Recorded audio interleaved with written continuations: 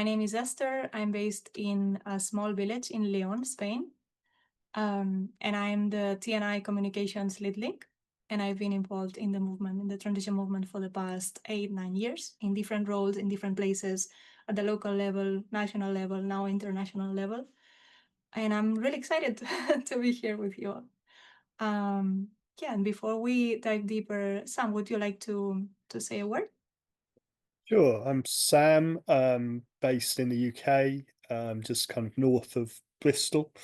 And I hold a role in Transition Network International, which has kind of evolved over the years, but currently is called Digital. Oh, I've forgotten what my role name is. Basically, a lot of the geeky stuff comes my way. Yeah, the technology part is often something that I'm involved in. Digital infrastructure, that's it. That's my role name.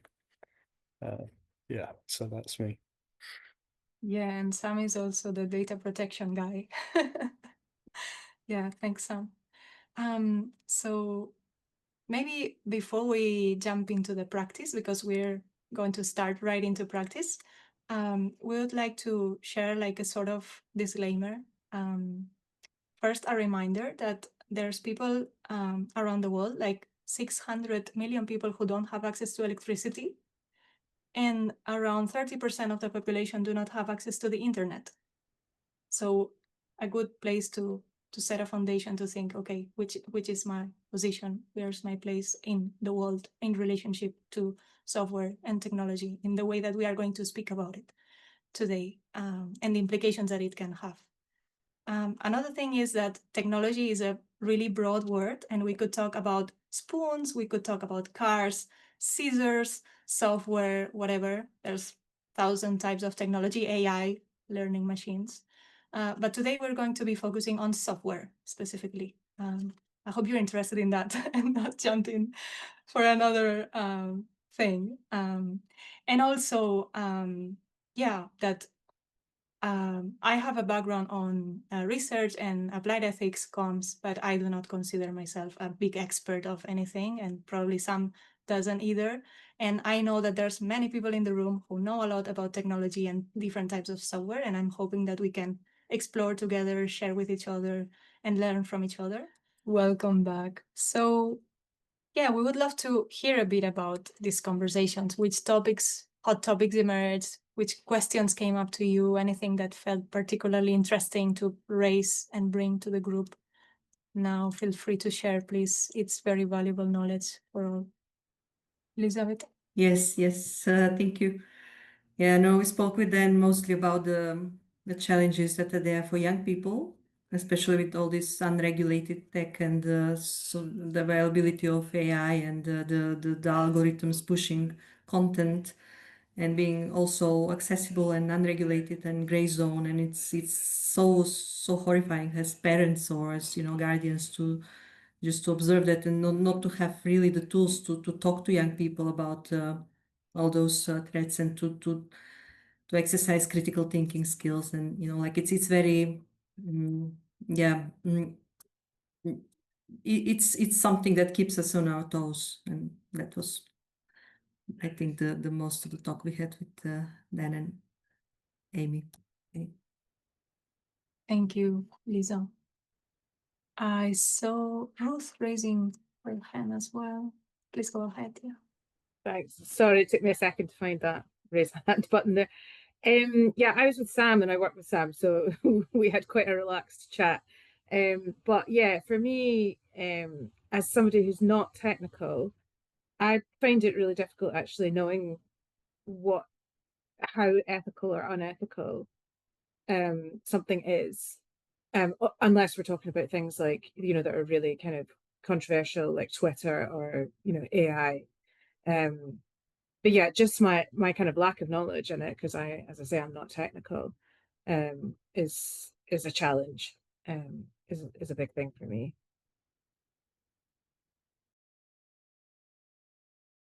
Thank you, Ruth. And it's so good that we have people with very different backgrounds and expertise here, so everyone can contribute from their own place.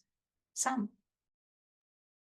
Yeah, we were also talking a little bit about, how there's no totally pure, totally ethical tech. You can be on the, open source green hosted server somewhere, and that probably or may have implications for how accessible it is for somebody or how usable it is for somebody.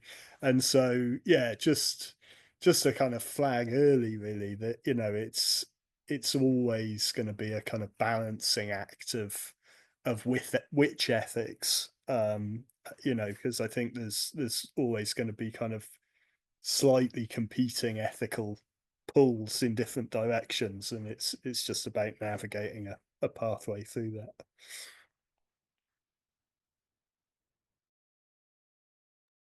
Thank you, Sam. You see Dan's hand, and maybe we'll have time for one more. Yeah, just briefly, just how challenging it is with the, big tech companies making softwares that are much more convenient and like embedded in the culture. So to connect to folks, for example, I have like people on Facebook and on WhatsApp that are from like 10 years ago, 15 years ago, that's the only place I'm connected to them. And my Google Drive is so full, and it's just like, yeah, much more convenient just to keep it as opposed to transitioning to something more ethical. So it's like a dilemma I'm in personally. And I shared like how intellectually I can get why ethical tech is important, but it hasn't like entered my emotional field, or like I don't feel it. Like I don't feel the remorse yet from using these, bigger, less ethical tech choices. So yeah, it's kind of a challenge I'm kind of grappling with. Can relate to that. Thanks, Dan. And over to Angel or Angel. I don't know how you pronounce it. Yeah, it's Angel. Thank you. Yeah, so I was in a breakout room with Paul, and it was also very interesting conversation. We also touched upon the topic of convenience, how much more convenient it is to use big tech. And what we also talked on top of that is that more than convenience, which is definitely also there, it is mainly a topic of education. It's precisely that people do not understand what is the implication of using this or this other tech, and it's quite an obscure topic, especially for non-tech people. So the implications are actually quite terrible, but if people are not aware of them, then they will default to convenience. Yeah, thank you. Tricky topics, huh? I'm going to invite us to take a deep breath and connect with our bodies. We've been thinking a lot about it for some minutes. So let's come back to our bodies and remember we are human beings, that we are interacting with software and other people through a software and little windows in a screen. But yeah, just take a deep breath and feel your body, your breath, whatever feels better to you, just an invitation.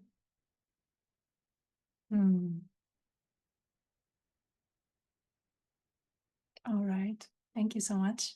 And I'll hand over now to Sam to talk about really interesting topics. Thanks, Esther. Yeah, so I wanted to just kind of go back in time a little bit. I'm quite old now. And I remember back when I was being excited about the internet, and it felt like there was kind of real possibility, really. How do I full screen this out of this thing? And I'm going to kind of romanticize it a little bit. But the early internet, by which I'm kind of meaning, 2002 to kind of 2008, at least to me, felt really quite hopeful. and that it was a space where, you know, dominant narratives from kind of mainstream media could be challenged, and it felt that there was much more possibility for people to kind of self-publish news, self-host blogs, to kind of shape a narrative and a conversation. And you know, that's not to be entirely uncritical of that. You know, there was a degree of kind of technical ability that was required, and probably quite a lot of people were excluded from that, you know, as a consequence of that. But I think, you know, many of us here will have had the experience of, you know, using one or more of those kind of big tech platforms, you know, back in that period, you know, and finding that it was kind of exciting, that you could connect with other groups, with other people. You know, you found that your audience was just kind of growing because you were saying interesting things, and people would reply to you in a relatively civil way. You know, I am romanticizing it slightly, but there was definitely that sense that the internet was a kind of empowering place that had the possibility of changing and challenging some of those kind of dominant power structures. And I have to say, you know, it doesn't feel like that anymore to me. You know, I don't log in the morning feeling excited often. And I guess it's interesting to me, at least, to just reflect on, you know, is that just something that happened, or is there a kind of structural, systemic thing at play here, which kind of caused that process? And I want to introduce a concept called enshittification, which is a concept coined by a guy, Cory Doctorow, a couple of years ago. He's been quite active in the kind of various kind of hacker alternative tech movements. But he's put forward this theory, which I think has resonated with a lot of people. Many of you will probably be familiar with this enshittification term already. But it's essentially a kind of three-stage process that we typically see big tech platforms go through. In that kind of first stage, you know, platforms offer high quality services. You know, they really go out of their way to attract and be good places to be, and, you know, be good to users. And that's kind of stage one. What you then often see is a second stage where those platforms monetize. You know, once they have an established user base, they will try to increase profits from that user base, and will typically start either selling advertising directly to you, or selling your personal information on to third parties so that they can sell advertising to you. And then the kind of third and final stage of that is where, you know, the platforms actually try and extract all of the value for themselves. So they don't even try and please their business customers at this stage. They're just literally trying to maximize profits.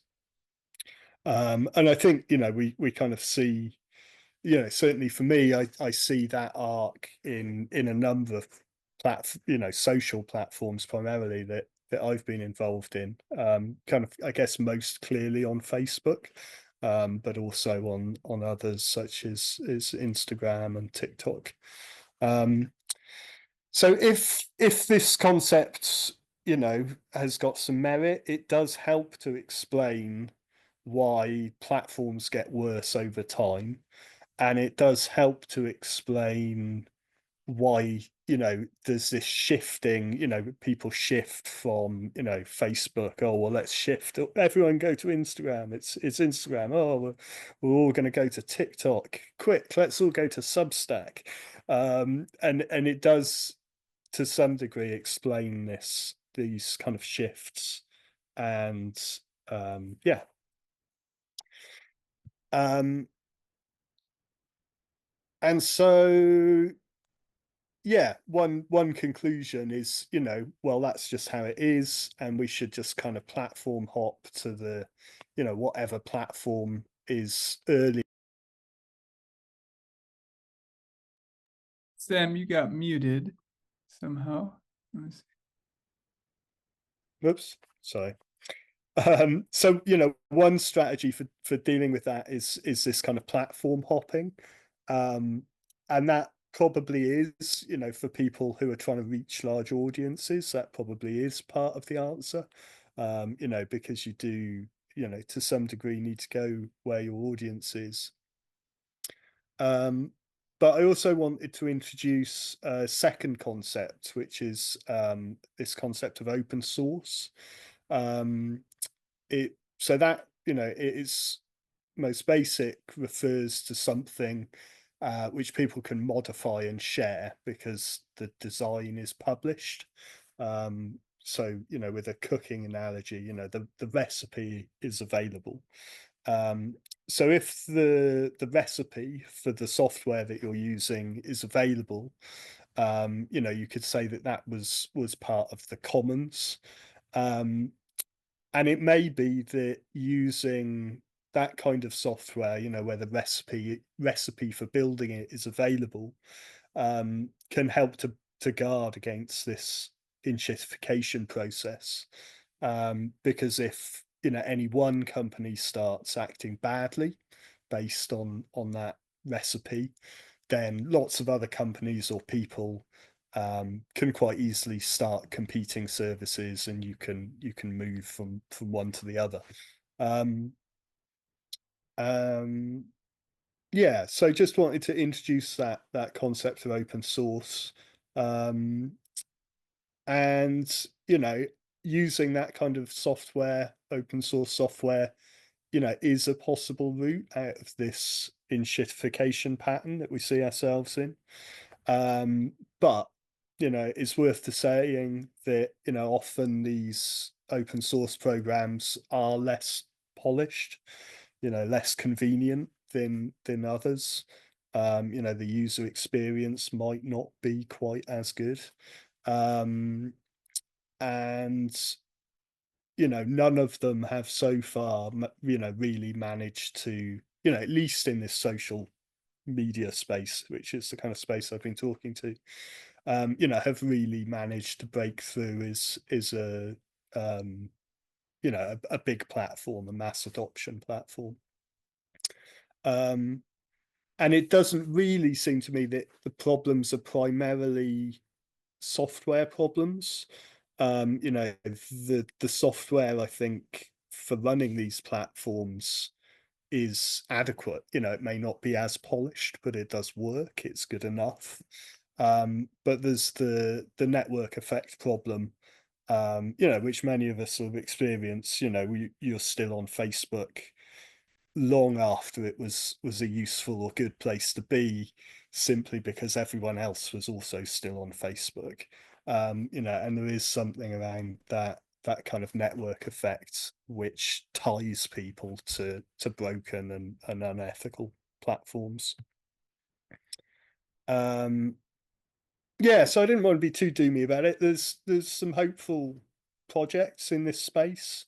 There's a project called Mastodon, which is a Twitter type platform. And the interesting thing about that for me is not Mastodon in itself, but the fact that what it's doing is defining a protocol for, so a way of sharing, a recipe for sharing information between platforms.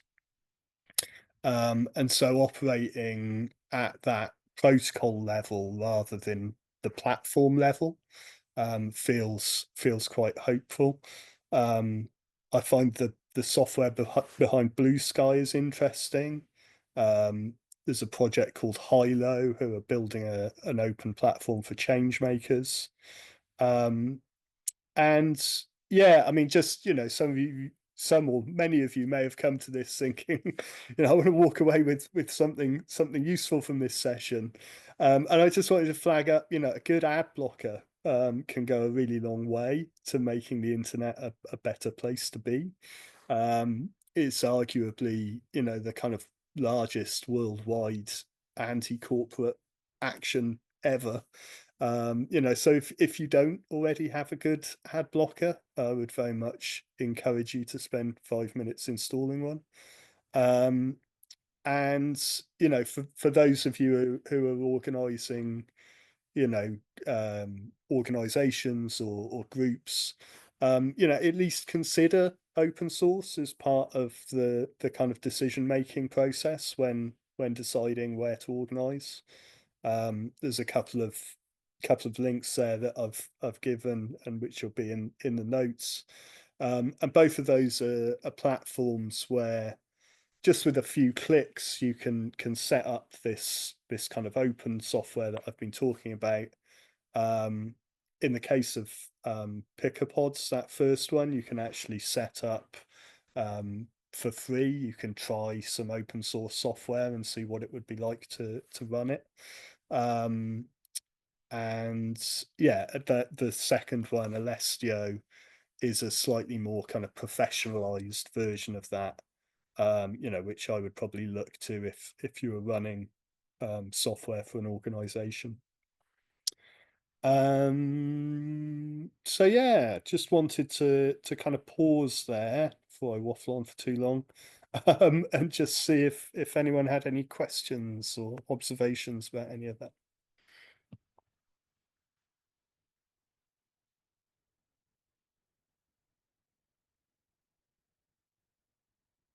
Rich? Yeah, thanks a million, Sam, for that overview and staying kind of across everything. I really appreciated the level you kind of went to there. It strikes me that one of the things going on, if you like, is about relationships. So you talk about Facebook originally being a relationship-based experience. Arguably, you could connect to your friends, you could share your photos, you could react, and you felt like you were in relationship. And we get to a point with these things where we're not in relationship anymore. It turns into a habit, and the kind of relational engagement, that number just goes down and down and down and down. And so we might habitually put stuff up on Facebook still, us old folks particularly, but yeah, that bit's gone. And of course, the bit we get from working in community is almost all about relationship. And certainly the transition experience that I've learned is about transition groups starting from one place and climate action, but very quickly realizing, wow, it's much more than that as well, and a lot about relationship and community. I just wonder what your reflections are about how relationship comes into play here or doesn't, and how that relates to open source areas, or whether that's just like the mechanical bit of no data extraction, but it's, you know, how it shows up there as well. Yeah, I think, you know, as originally conceived, you know, these so-called social networking platforms were to create that connection. And you know, I think that enshittification concept that I introduced, I think speaks to why, you know, the actual genuine relational part of those platforms has been so degraded, is that, you know, it has to be degraded to make space for the advertisers. And so that, you know, it's not an accident that the relational part fell away. I think that it was a business decision to degrade those platforms, and you know, in the way that has happened, you know, it was primarily a financial decision. But it's, you know, as to where that leaves us now, I don't know. You know, it's, as you know, we've at Transition been doing some experiments with different pieces of software, but trying to recapture that that genuine kind of online connection in the age of big social media is or anti-social media is requires that mindset shift. I don't know if that answers your question. I don't know if there is an answer to your question.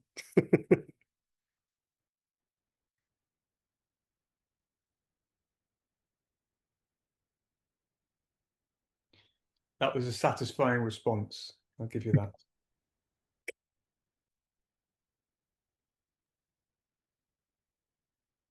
Maybe unless there's any pressing question to what Sam just shared, I will carry on sharing screen with something we have prepared. And I see good recommendations and advice on the Zoom chat that we can also save for the resources page. So no questions for now. We will have time at the end as well. So we have prepared something that might be useful for you.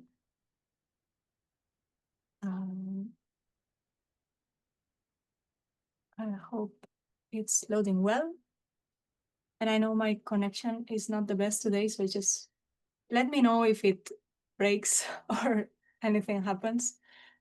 Yeah, so we have prepared some essential questions to consider before engaging with any type of technology if you are approaching it with this lens of ethics.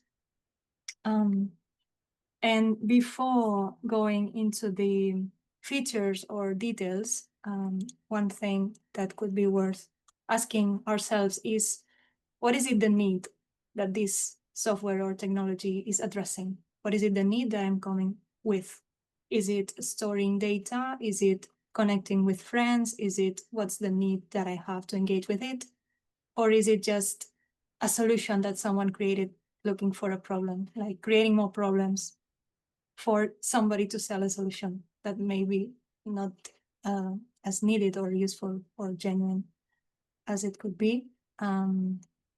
Then could this technology or the way I plan to use it potentially cause any harm to anyone, to communities, to society, to the environment, and so on? Yeah, polarization, misinformation, even addiction and discrimination could happen and have happened in many places and technologies. And who is benefiting from this specific technology? Is the user? Is it the company? Who is benefiting from this? Sometimes maybe at the expense of others. And finally, connecting with our core and our values, like which are my values, which are my organization's values? Do we value transparency? Do we value sustainability or regeneration or privacy, accessibility? This kind of pillars that some of our organizations feel very aligned with. So first, I had a conversation with Dante earlier in the breakouts, and he was saying, first, connect with yourself and ask yourself who you are first before engaging with any kind of technology. And I think this is a very good way to approach that. Sometimes can take time and effort, but I think it's worthwhile, and it can save you a lot of time and regrets later. And then if we go into more specifics, if we want to consider more specific features or details about the kind of technologies that we want to engage with, I haven't said that before, but you will have access to the presentation. You will be able to download the slides, so you will have time to check all the questions that we have prepared for you to as a guide to contemplate before deciding on which kind of technology engage. And there's 5 key areas that we identified, like the social impact. How does this affect the people who use it and the world we live in? The environmental impact, which is the environmental impact of using this kind of technology. The privacy and data protection. How is the user privacy respected or protected by design or not? Who are you supporting, the ownership and model? And finally, how will you use and maintain this technology in a responsible way, this long-term viability? There's many things we could contemplate, starting with, is it open source, as Sam has been sharing who is owning this technology. Is this supporting any specific political agendas? Do these align with your values, as I mentioned earlier? Or in terms of social impact, for example, is it promoting positive interactions, positive social interaction, or is it fostering echo chambers, harassment, misinformation? Is it designed to be addictive or to exploit any kind of cognitive biases? So people keep scrolling infinitely, and there are kind of reward systems, so people get addicted to the space or the technology. In terms of environmental impact, is it proactively contributing to regeneration in any ways? Where and how is it hosted? Does the provider use renewable energy or any kind of technology that is not damaging their surroundings? Where are they storing the data? Because the cloud, it's not invisible, it's on Earth. It's something tangible, right? And how do we engage with this kind of technology in a way that is secured, and that we have the skills to implement it in a secure way, and in a way that if we need to exit, if we need to stop using it, are we going to regret it or have any issues with migrating data or this kind of thing? We will have any kind of loss if we use it. So you will have time to go through these questions, and probably you have other relevant questions that you can pop into the chat if you want to share with who's present here today.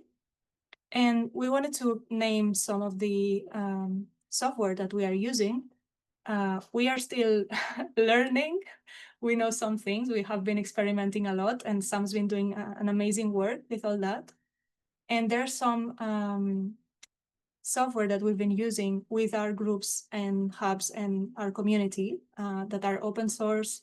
And Sam will tell you a bit more later in detail, but we are using Ghost to run our newsletter and some of our websites, web pages, which is also connected to ActivityPub, what Sam was mentioning earlier. The map website is based on WordPress. And we are kind of publicly relaunching an experiment we've been developing for more than a year now, which is known as the platform, the transition platform, and we've renamed it to Community Waves. And this is based on a software called HamHub that Sam will tell you a bit more in detail later. And people using Vive or HamHub, this platform, will be familiar with. And yeah, let's share a bit about it, because we are very excited, and there's been many people involved in this development. Some of them are here in the room, thank you. And also Sarah McAdam and Frank Browns were very involved in this as well, for many months in the development of this space.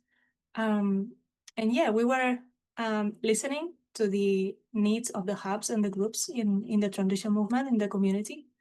And people needed a space to hang out and coordinate, organize amongst themselves.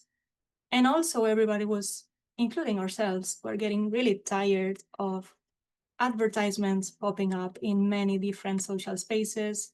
We were tired of the algorithms and big companies owning certain kind of spaces, as also has been mentioned.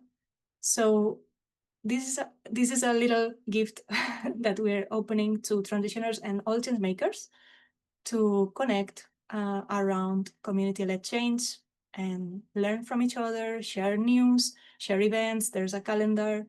And as I said, it's using HamHub as an open source software. You can write or read in your preferred language. You can type into your own language, and everyone else can translate automatically. It's powered by green energy. There are no advertisements, no nasty algorithms, not owned by questionable tech billionaires or corporations.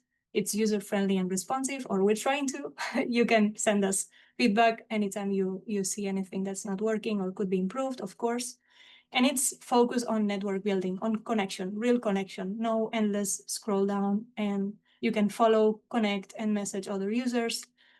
And it's supported by actual humans. If you have anything, any question or any issue, Sam or Pame, our colleague, our community weaver, will be there to help. Yeah, so just to kind of add a little bit to what Esther said, you know, probably 2.5, 3 years ago, we did quite a evaluation of various bits of software, and decided to kind of try and experiment with this this thing called HumHub, which is what you're looking at here.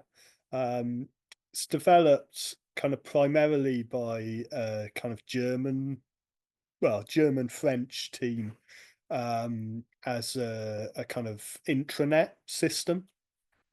But there was a few things that we liked about it. It integrates reasonably well with email, which is still, you know, the great common denominator of everyone online is that they will probably still read their email. So we like the way that it did email integrations. And you know, in a little while we'll invite you to kind of go in and have a little explore around. But it does borrow quite heavily from the kind of Facebook model. Not the, you know, grabbing all your data and selling you adverts bit, but the the kind of earlier chronological scroll of a kind of personal news feed, showing all of the kind of groups and activity that you are kind of signed up for or involved in.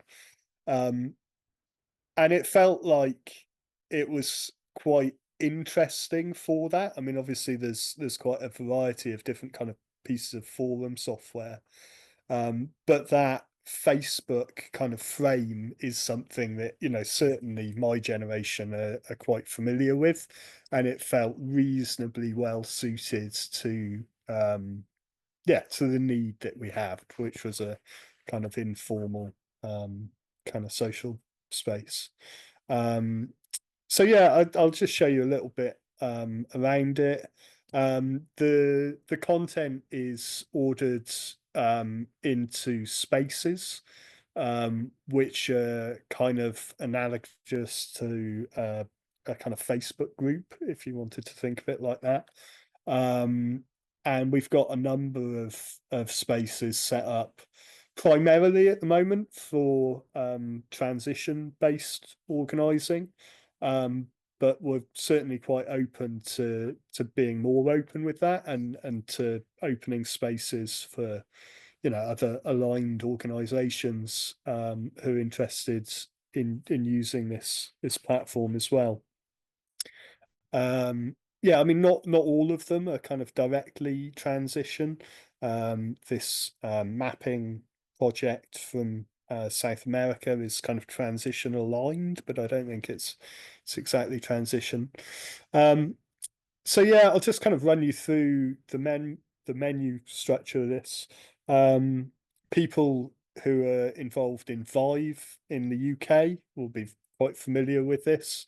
We're also using this piece of software for Vive, which is a kind of UK specific organising space.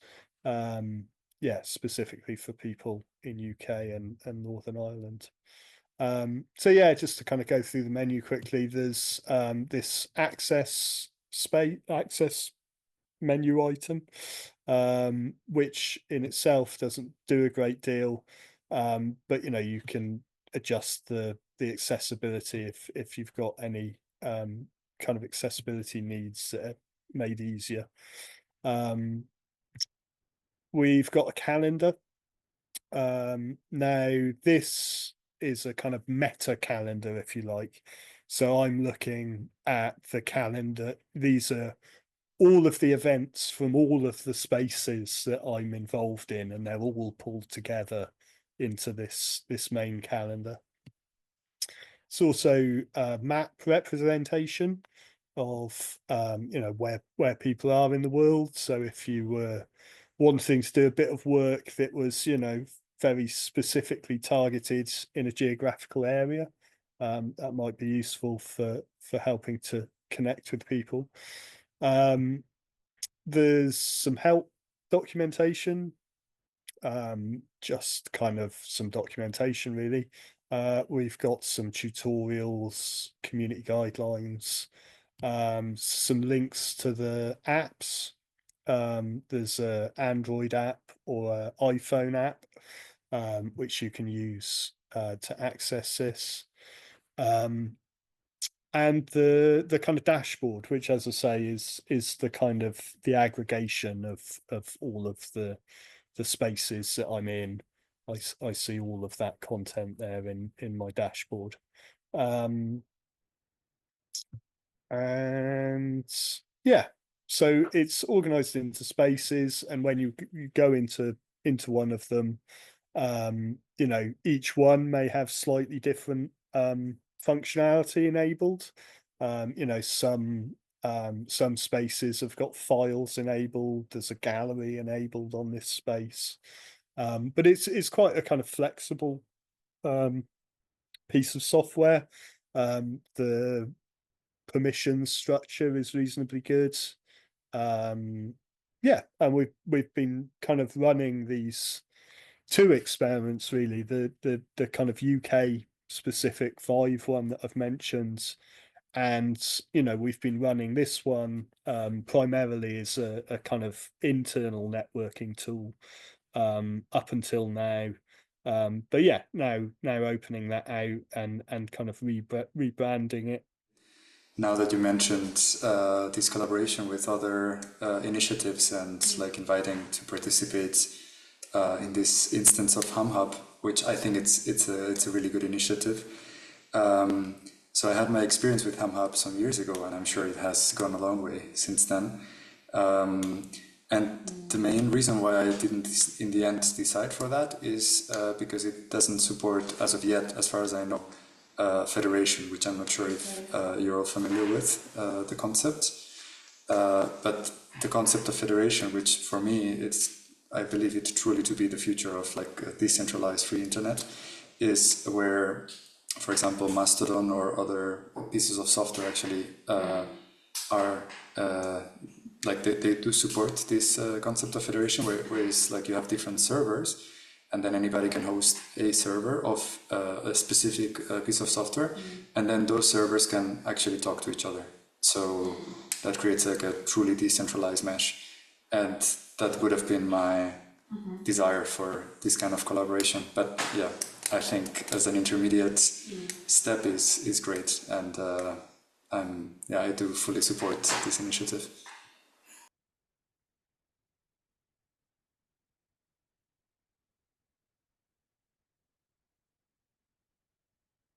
Yeah, I mean, just to kind of agree, really. You know, I'm also excited by the possibilities of federation, and you know, I think that it's at the time that we did the evaluation, that there didn't seem to be a piece of software which did all of the things that we wanted and supported that federation piece. And so, you know, we've been doing this, you know, this experimenting with HumHub. But you know, I essentially I agree, and I think that, you know, in the future, you know, hopefully we can get that activity pub, that system that you were talking about, implemented into HumHub. Yeah, absolutely. I mean, we've talked a little bit about possible grant applications to build that in.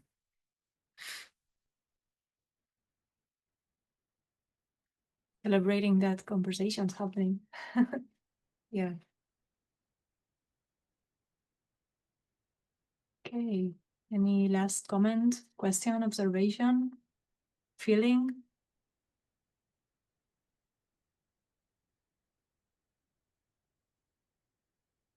Okay. So you know that we are friends now on the community web, so you can send us messages through there if you have any questions, or or want to keep building new forms of technology together. Yeah, I agree. It's so cool that we can keep collaborating and building new things and ways of engaging in better ways of engaging. And yeah, probably Dan wants to say a final word to close, but from me and from Sam, lots of gratitude. Maybe Sam, you also want to say thanks. Really, thank you everyone.